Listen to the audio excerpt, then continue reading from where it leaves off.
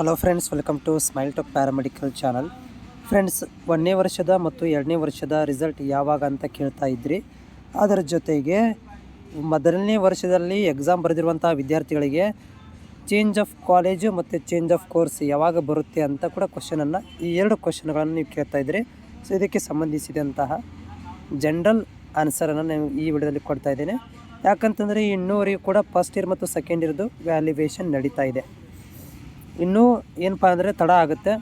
ನನ್ನ accepted date ಪ್ರಕಾರ ಕಂಪ್ಲೀಟಾಗಿ ವಾಶೌಟ್ ಆಗಬೇಕಂದ್ರೆ, ಏನಂದರೆ ವ್ಯಾಲ್ಯುವೇಷನ್ ಕಂಪ್ಲೀಟ್ ಆಗಬೇಕಂದ್ರೆ, ಫಸ್ಟ್ ಇಯರ್ದು ಮತ್ತು ಸೆಕೆಂಡ್ದು ಆಗಬೇಕಂದ್ರೆ ಇನ್ನೂ ನಿಮ್ಮಗಳಿಗೆ ಒಂದು 10 ಡೇಸ್ ಆದರೂ ಬೇಕಾಗುತ್ತೆ.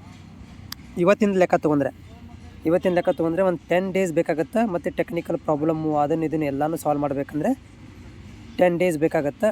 ಎಕ್ಸೆಪ್ಟೆಡ್ ನನ್ನ ಪ್ರಕಾರ ನಿಮ್ಮಗಳಿಗೆ 15th ನಂತರನ ಆಗ್ಬೋದು.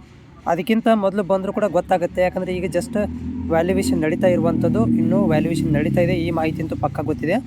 ಆದರೆ ಅದಕ್ಕಿಂತ ಮೊದಲು ಬಂದರೂ ಕೂಡ ನಿಮಗೆ ಮಾಹಿತಿನ ತಲುಪಿಸ್ತೇನೆ.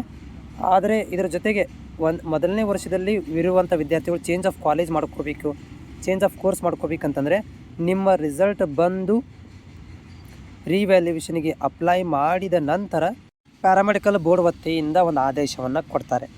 ಅಥವಾ ರೀವ್ಯಾಲ್ಯುವೇಷನ್ ಜೊತೆಗೇ ಚೇಂಜ್ ಆಫ್ ಕಾಲೇಜದ ಆದೇಶವನ್ನು ಕೂಡ ಕೊಡ್ಬೋದು. ಹೋದ ವರ್ಷ ಕಂಪ್ಯಾರಿಸನ್ ಮಾಡಿದರೆ ಹೋದ ವರ್ಷ ಫೆಬ್ರವರಿಯಲ್ಲಿ ಚೇಂಜ್ ಆಫ್ ಕಾಲೇಜ್ ಆಗಿತ್ತು, ಆದೇಶವನ್ನು ಕೊಟ್ಟಿದ್ದರು.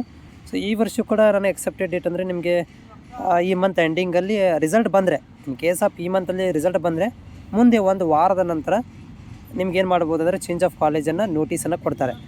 ಆದರೆ ನೀವು ಚೇಂಜ್ ಆಫ್ ಕಾಲೇಜ್ಗಳನ್ನು ಮಾಡ್ಕೋಬೇಕಂತಂದರೆ ಮೊದಲೇ ನೀವೇನು ಈಗ ಯಾರೆಲ್ಲ ಕಾಲೇಜ್ ಮಾಡ್ಕೋಬೇಕಂತಿದ್ದೀರಿ, ಚೇಂಜ್ ಆಫ್ ಕೋರ್ಸ್ ಮಾಡ್ಕೊಂಬಂದಿದ್ದೀರಿ, ಕಾಲೇಜಿಂದ NOC ಲೆಟ್ರ್ ತೊಗೋಬೇಕಾಗುತ್ತೆ.